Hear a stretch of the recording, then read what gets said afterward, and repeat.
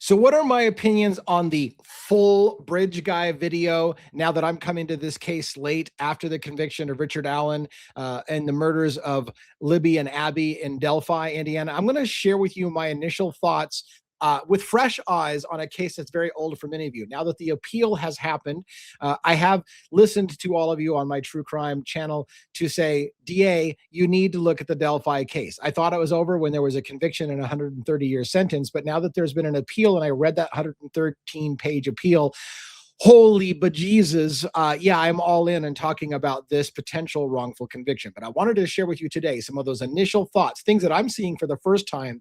Many of you have known about for years and know much more about this case. Let me tell you what I see. The devil's in the details. Let's break down the full, quote unquote, full Bridge Guy video from my perspective, seeing it for kind of the first time.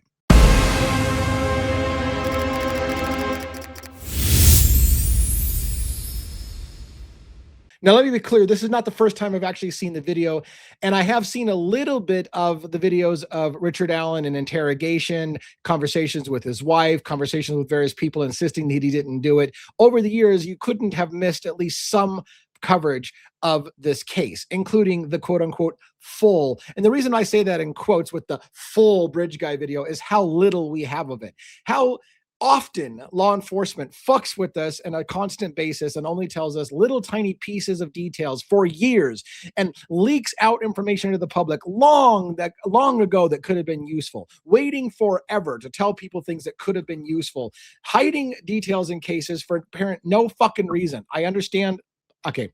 Pardon my French, I've dropped more than one F-bomb in here at the beginning. Let me calm myself down a little bit. Oftentimes, law enforcement hides details that they don't need to. I understand the reasons why they do sometimes. Some of the details, such as the staging of the girls' bodies, probably have a reason to be left out of the public eye for a while. But that Bridge Guy video would have been useful for people to have early on, not waiting so long. But I want to break down the Bridge Guy video from you from my perspective and show you what I see. By the way, if you follow the Delphi case still and you want to hear my take, I will have unique perspectives on it. I will see things that other people don't see. It's kind of my forte.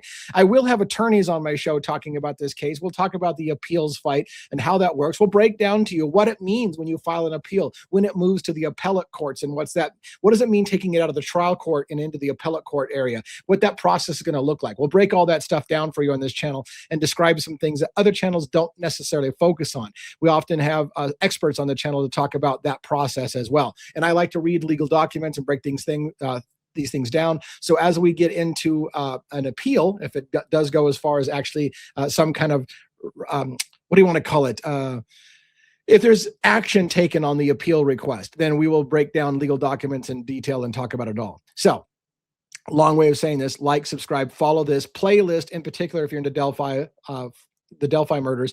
If not, follow the entire channel, even better yet. Now let's get going into my details. Now, one of the things that I want to point out is I want to talk about that bullet, that unspent bullet that was found at the scene of Libby German and Abby Williams. And I'm going to also talk about what I think happened on the bridge and some of those early indications about whether or not it's somebody that they know, whether it's a complete stranger, where it's in a group of occultists, Odinists, what all happened. I'm going to show you my initial thoughts. Now, I want you to pay attention to one thing. I'm telling you, I'm very, very new and know very, very little about the case. Obviously I know everything that was in the appeal, and there was a lot of stuff in the appeal about the Odinist and the belief that this was a ritual killing and a staged killing and how the bodies were staged. I now know a lot more about that than I used to know. So I can't put that aside. I know how the bodies were staged, something a lot of people didn't know in the early stages of how the bodies were staged. Now, of course, everybody who's been following the case knows by now. But what I want to do is I want to cover this initial, let me just get through playing this initial video, and then I'm going to break down a lot of my initial thoughts. And the reason why we're doing this is I have fresh eyes. I'm looking at it from relatively new perspective, and a lot of you are going to complain about my lack of knowledge. I've already had it already. DA, you shouldn't cover this case. You will never be as knowledgeable as people who've been covering it for years. You should stay in your own wheelhouse and stay out of this case. Well, unfortunately, or fortunately for me, a lot of you who think the other way around, hey, it's never too late to get into this case. Welcome aboard, and fresh eyes would be appreciated. So let's take a look at fresh eyes at the full Bridge Guy video. All right, we're going to play that right now. For some to watch.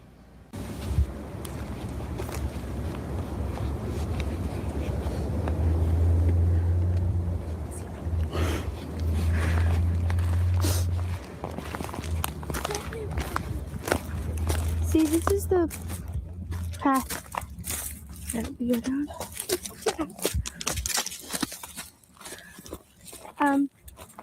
There's no path going there, so we have to go down here.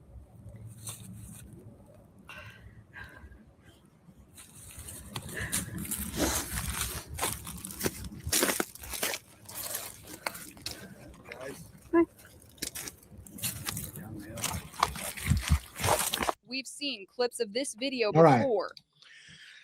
So let me break down a few things that I see here. And again, this is my perspective, and a lot of you are going to think I'm talking out of my ass and have no right to talk about this file. No fucking right to talk about this video at all, because I have no idea all the details I'm missing. And yes, let me be clear. There's a lot of details I don't know. Let me tell you what I do know and my fresh perspective.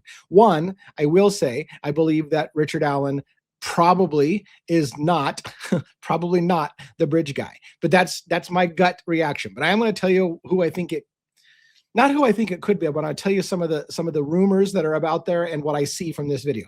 What I know from that bridge, from what I've seen on aerial footage and the 2-part documentary I watched called Down the Hill, which was a video documentary made after the podcast, which I have not listened to the podcast. I have not listened to the podcast.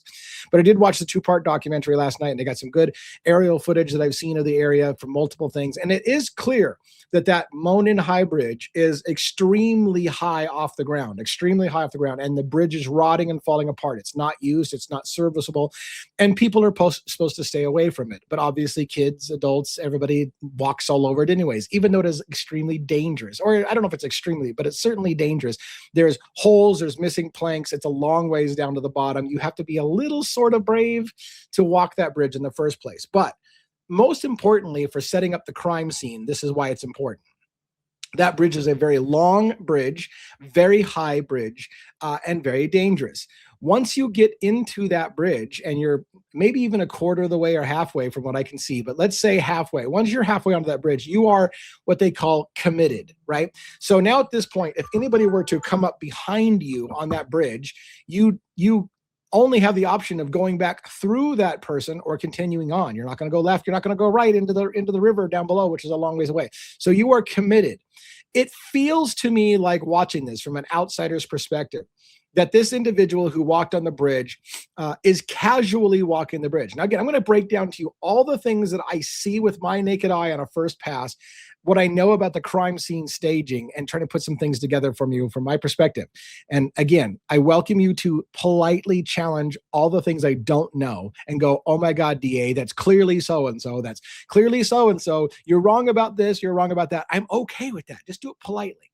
So here's what I see. I think there's a possibility those girls were out there for a leisurely stroll to go check stuff out. They got dropped off by their older sister. They started to walk across the bridge. An individual who happened to be nearby, my gut initial instinct tells me those girls were not targeted as far as a person was laying in wait for them. It has the feel at the moment to me to be a crime of opportunity. The girls started to walk the bridge. This person sees the girls walking across the bridge and slowly starts to walk across the bridge behind them. Once that person starts walking across the bridge behind them, those girls are committed. They cannot get back the way they came without going past that individual. They must continue on. It seems to me either the girls are unaware or relatively unaware that at the other end of the bridge, at the far end of the bridge, the trail ends and becomes heavily overgrown. I think is it Abby that says, see, we can't go this way. We have to go down that way because the trail is overgrown. This was shown in the documentary as well. So once you get to the end of that very, very long bridge, you can't really walk because it's very overgrown, but there is a footpath of some sort going down a hill, guys, down the hill, as you hear in the video. There's a footpath that goes down the hill to the left as you cross that bridge. So it appears to me, as at first blush, what I see with my eyes is that the individual is walking with their head down, in the little bit of clip that we see. And again, this is called the full footage, not a lot of footage to deal with. We certainly can't get a whole lot about their gait and how they walk and whatever. And it's hard to determine what their intention is, but I'm going to do my best to tell you what I see with my eyes. The person's head is down as they're walking. I will tell you this, I don't think their head is down because they know they're being recorded and they're trying to avoid their face being seen on camera. That's my first take. I don't believe they're aware they're being recorded. If they thought they were being recorded, here's another thing I would tell you. My logic tells me that they would erase the girl's phone because they know that they've been caught on camera. That individual apparently does not erase the girl's phone, hence the reason why we have the girl's footage and why the phone was still there at the crime scene. So it seems to me that this individual did not know they were being recorded. So again, their head down is not an indication of them trying to hide their identity from the girls recording them, in my opinion. It more feels like to me, the individual is literally contemplating what they're going to do. It's like an opportunity came up. These girls sort of cross the bridge. They start crossing the bridge. They got their hands in their pocket. And they're thinking about it. It's like they're walking and you're like, am I going to do this? Am I going to do this? It has that feel of somebody who's contemplating if they're going to do it. Not a driven person marching towards them, head up, saying, girls keep moving down to the other end of the bridge. Because at this point, you know that the girls are screwed as far as they're committed, right? They cannot go anywhere but further on. They can't go left and right, and they're not going to go back through him. So if the intent of that person following them was murder from the very beginning, why not just rush them along and say, girls keep going all the way across the bridge? But no, the person's head is down, walking kind of leisurely, watching their footing on the bridge. It almost has the feel as if somebody who's still contemplating their actions at the moment. That's my initial reaction. That person's still contemplating their actions at the moment on whether or not they're going to do it. Maybe they haven't even decided until they got across the bridge what they're going to do or not. But that's my first take. When they get across the bridge and the girls say, look, you can't go this any further this way, you can tell one of the girls, and I think, is it Libby, that is who's the more nervous one, or that kind of seems like she says, is he still following? That engagement, if that's what you hear, and that's what I thought I heard, that engagement indicates to me that the girls also do not know this individual. It's not like they know him. It's like, is that guy, is kind of how the attitude is, that guy following us, whatever. And one of the girls is particularly nervous. The other one seems to be having a very brave attitude. Like maybe she knows that there's something wrong, but she's trying to be brave. Like, hey, no big deal. I know, I've been in that situation. I've been in a situation where I know that something's wrong and that we're in trouble, but I will keep calm, especially if I'm with somebody else. So it seems like one of the girls has got that calmness about her of like, I know we're kind of in trouble, but I'm going to be calm. Like, hey, don't worry. We can't go any further this way. Let's just go down here, kind of thing. And keeping a calm thing, even though she herself might be nervous. That's an interpretation. All of this is just my head spinning a narrative as what I see, but hell, everybody else has done it. So now it's my turn. So what I see is one of the girls trying to be brave. The other one's nervous, runs past her, right? And she's like, hey, we can't go this way. We got to go down this way, down the hill. And then you hear the guy say, guys, and you hear I hear one of the girls say, huh? Like he kind of startled them or whatever. They maybe weren't expecting the person to talk to them is what it felt like. So again, my first blush, and I realize a lot of you are going to be like, you have no fucking clue what just happened on that bridge. You got it completely wrong. I'm just sharing my initial thoughts. My initial thoughts are the girls don't know who the guy is. He's following a little ways behind. They are concerned about the guy following them, but they're not 100% aware until he says guys. And then it's like, oh, like shit, fuck, he is aware of us kind of thing. It's almost kind of like, an instant realization that, yeah, he's following us, right? So it feels to me like the first moment that he addresses them with guys, and there's a startled kind of, huh? And then he's like down the hill. So what does that tell me? It tells me a lot of the theories at first blush to me, a lot of the theories that the girls knew this person personally, like, for example, the father of a boy that one of the girls is seeing, and other theories might not be that case. They might not know this person.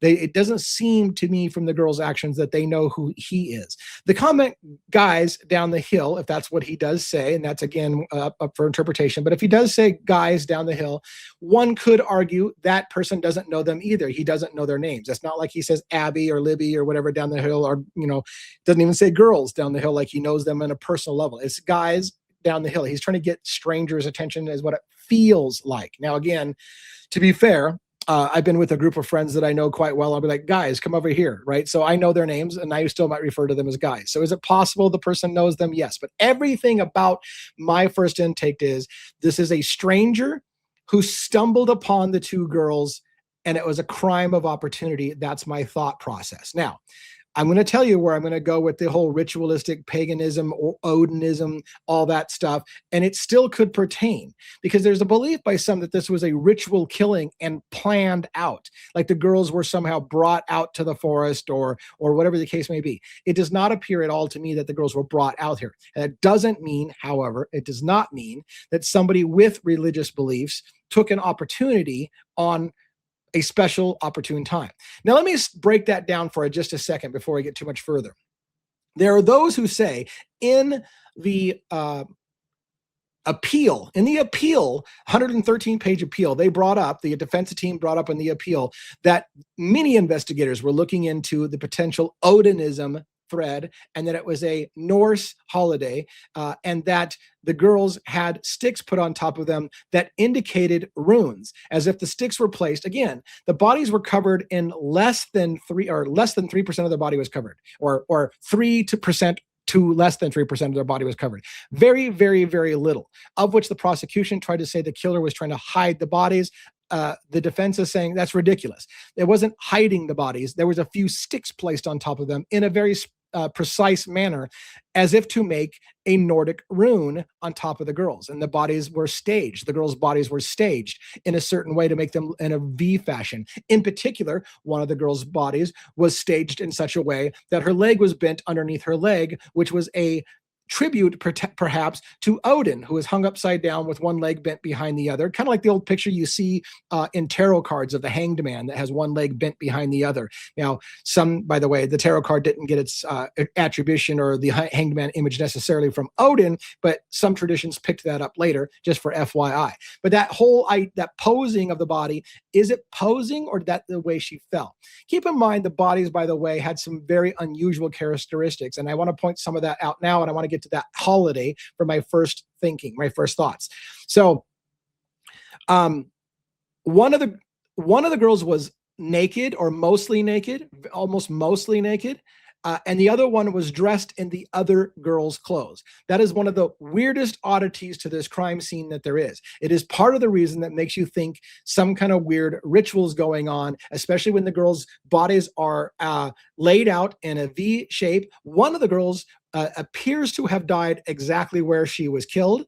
The other one seems to have been killed somewhere and then drug into a different position by the creek, and the bodies therefore created a V symbol. Sticks were laid on top of them in a manner that resembles runes, and there was even blood on a tree that seemed to represent a runic symbol, according to the defense and even some of the early investigators. They were looking into that possibility that the bodies were arranged, staged, and what looked like sticks shaped in the position of runes were put on there. Now, where am I going with all of that, and why is it important? Because one, there was allegations that this was a holiday. This was a Norse or a Nordic high holiday, or an Odin high holiday. The problem with that is I started to do some research, and I have a lot of background, if you will, on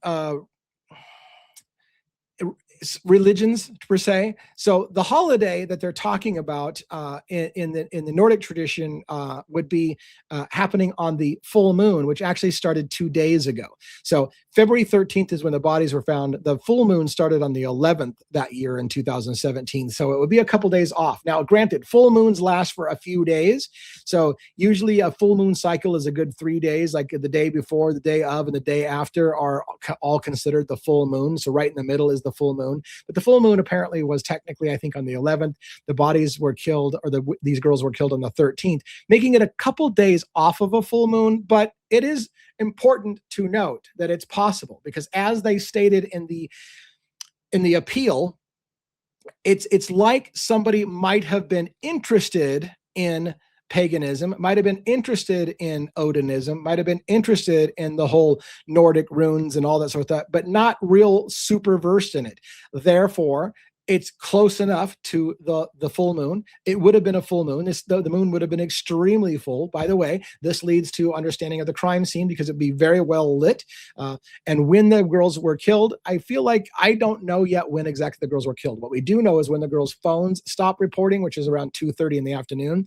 But when they actually died is unclear to me. Their bodies were found the next day. So sometime in the afternoon to the next day is when they were actually killed. We do know that the girls, unfortunately, had their throats cut, it sounds like, and bled out and took time for them to die.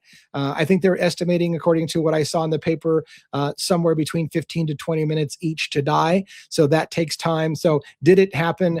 It wasn't. Here's the thing. This is part of the crux, I understand, of what I don't know a lot, and a lot are going to bust my nuts about, right? Is that you don't know enough to be talking about this case. Please understand, I'm telling you, I'm asking you to correct me, and then I'll get up to speed very quickly. But it seemed to me that they have Richard Allen, who they think is the suspect now, after all these years, after 5.5 years of no one being accused of this crime because they didn't have anybody, they find Richard Allen. The problem is they have his timeline is leaving, it seems like, fairly early. So if that's the case, then the girls supposedly were murdered and died very early in the afternoon, not later in the evening. So that's part of the equation. If they got the right guy, it narrows their timeline and down to when the girls would have died. If they don't have the right guy, then we don't know when exactly those girls died, and maybe they died later in the evening. That's the kicker to the whole thing right there. All right, let's talk about a few more things. The fact that one of the girls is dressed in the other girl's clothing and that she was killed, bled out, and moved into a different position suggests that this took time. On the one hand, I think to myself, how is it possible one person subdues both these girls? How did not one girl run? At the point, I want to be clear, this is going to be a little bit graphic, and I'm sure all of you have wrestled with this if you followed this case all along. Once he started to cut a girl, how did the other one not take off? How can one person physically restrain both girls and be able to harm one girl, which took them 15 minutes to bleed out, without the other one completely bolting and taking off at a full run and making it a problem for him? She certainly wouldn't just stay there, which indicates to me that the girls had to have either been bound or restrained before the torture or the killing started. And I'm sorry that this is brutal discussions for those who don't want to get into the details. I'm learning as I go based on what I've seen. So what we don't see any evidence that I see. I haven't seen any evidence, but maybe you guys have seen it. I don't see any evidence of ligature marks of ropes tying the girls to the trees or stuff like that. So I'm trying to figure that out.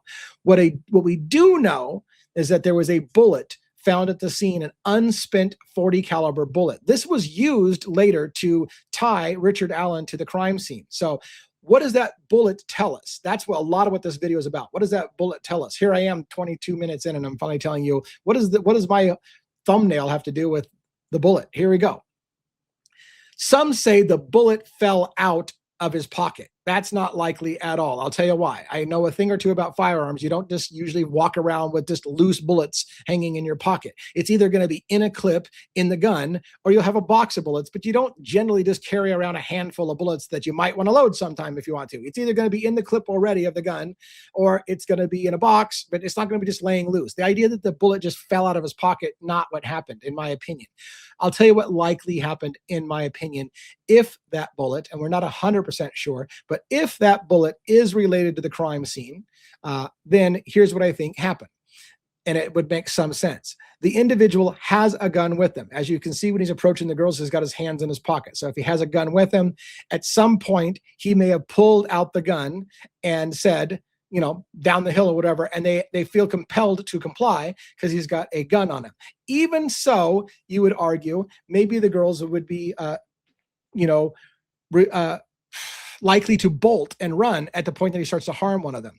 But again, if the gun was used to get the girls subdued long enough to tie them to a tree or somehow restrain them so that he can do whatever he's going to do, then that would be an example. Another thing that I think that explains the bullet thing from my perspective was the bullet, by the way, did not have usable fingerprints on it.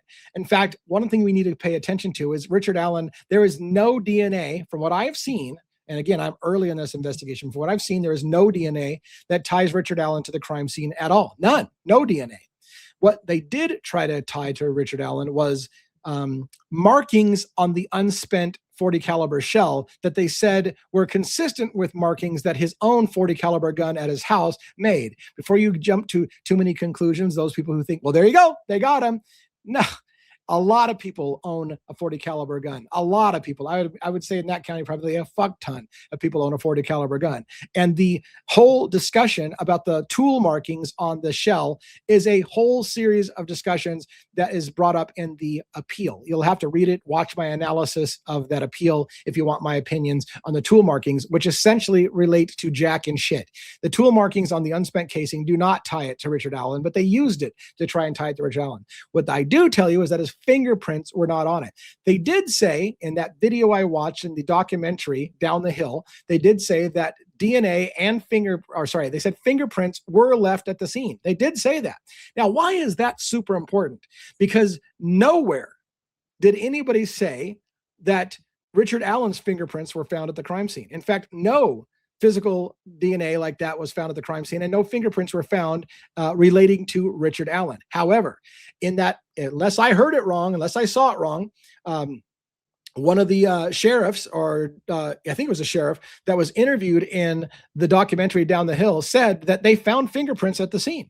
They found fingerprints. So what does that tell you? Somebody left fingerprints, and the fingerprints weren't Richard Allen's. That's what it tells you.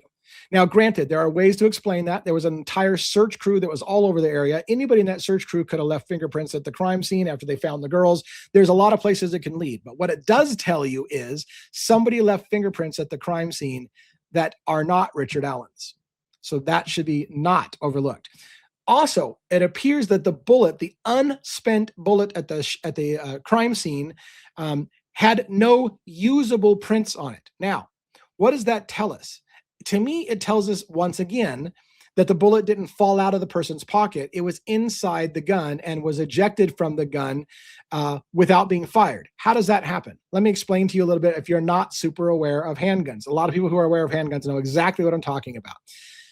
If you carry a gun on you, let's say you've got a concealed carry permit and you carry a gun with you. If you've got a concealed carry, like myself, if I were using a concealed carry, I would have a bullet in the chamber already. If I get into trouble, for example, out in the woods, or an animal attacks me or a person attacks me, I don't want to have to rack the gun to chamber a bullet into the chamber and then pull the trigger. That's just extra time I don't need. So if I'm on a walk and I feel like there could be danger on that walk, I will already have one in the chamber, right? And you do that by pulling the slide back. It chambers that it's not a revolver, right? It's a semi-automatic. So if you pull the slide back, it chambers around into the chamber. Now, here's the part a lot of people don't understand.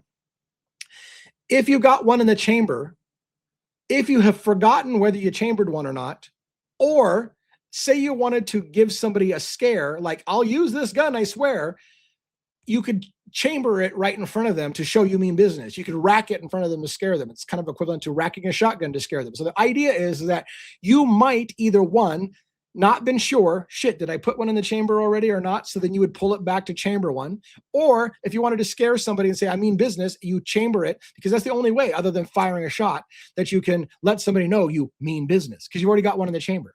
When you chamber that, when you pull that rack back, if there's one in the chamber, it expends that round. An unspent round, unfired round will eject from the current chamber where that bullet's at, and a new bullet will replace it. Therefore, racking the gun, for whatever reason, either because you forgot you already had one in the chamber or because you wanted to scare the girls, for example, would eject an unspent cartridge to the ground. So it didn't fall out of your pocket. You literally racked the gun and it ejected one of your bullets out of the gun. That's what it looks like to me. In that case, by the way, the racking of the gun grips that gun and it throws the cartridge out. All of that mechanism of the gun moving the bullet around and kicking one out and putting one back in also will rub off fingerprints.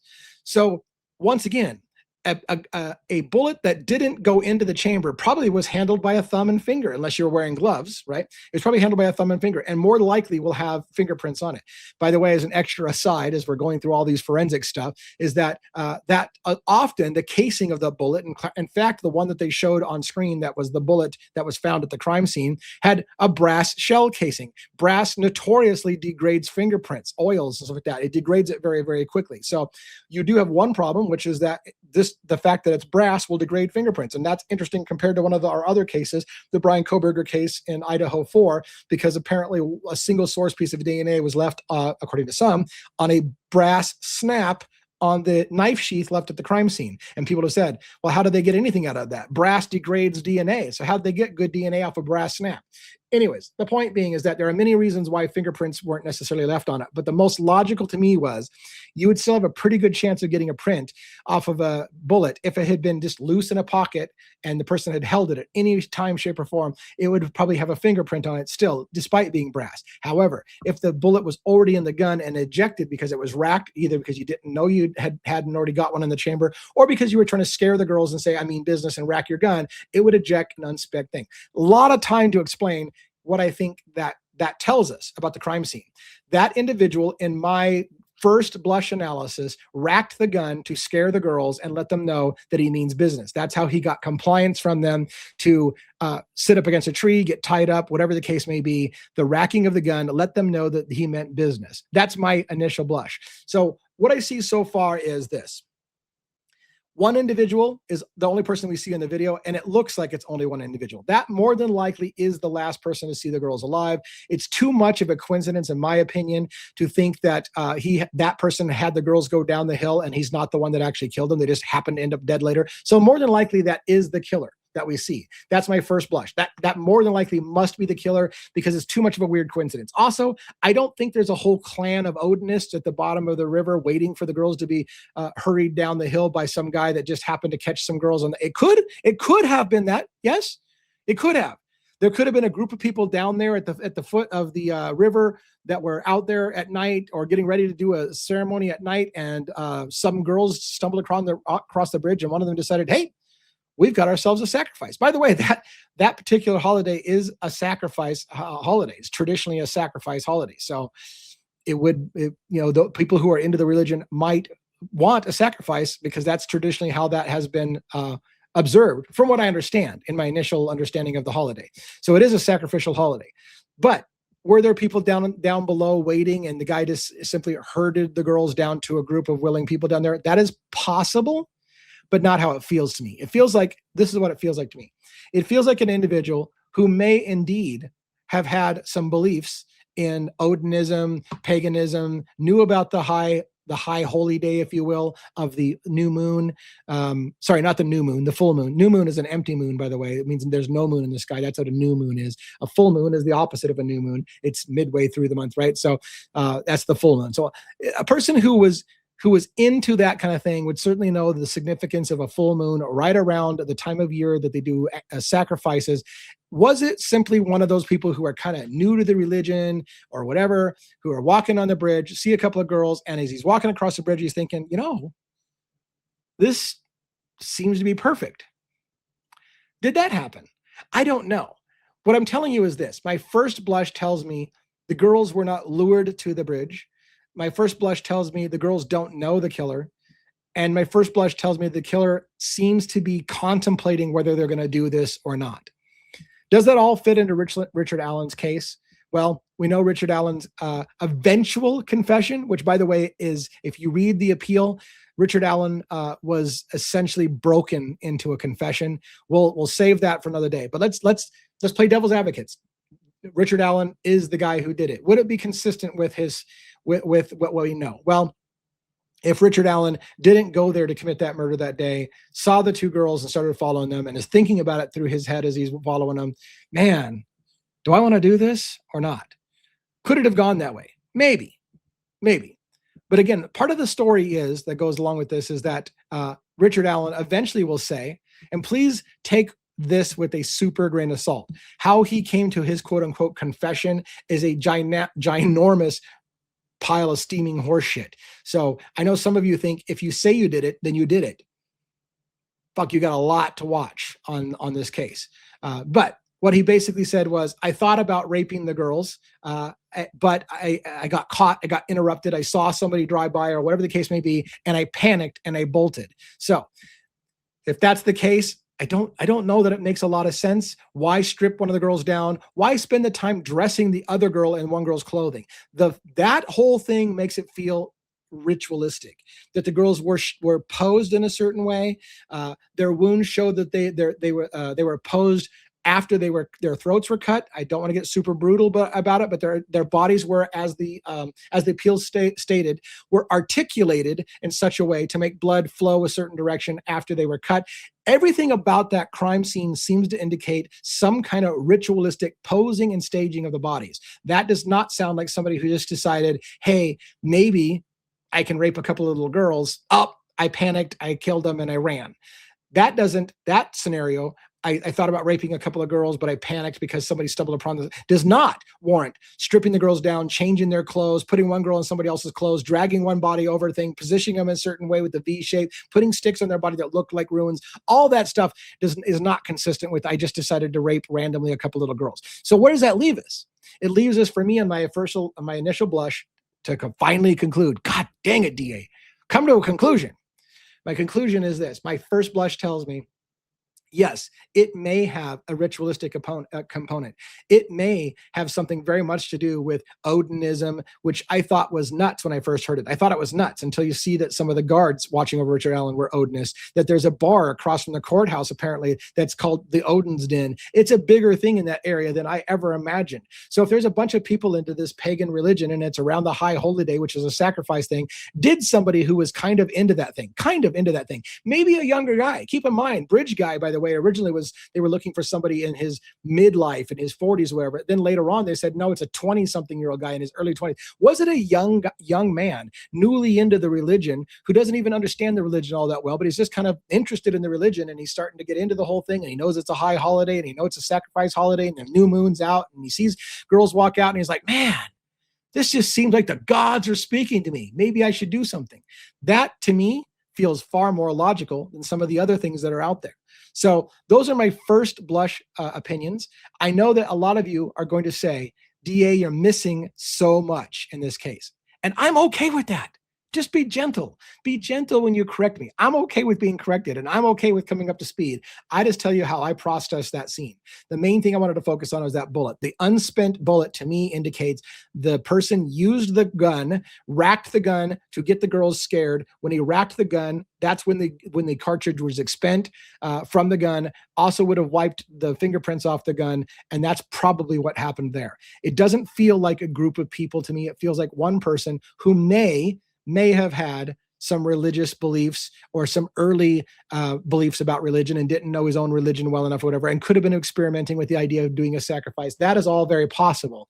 And it doesn't feel like Richard Allen, but that's my first blush. Tell me what you think. Have a good day.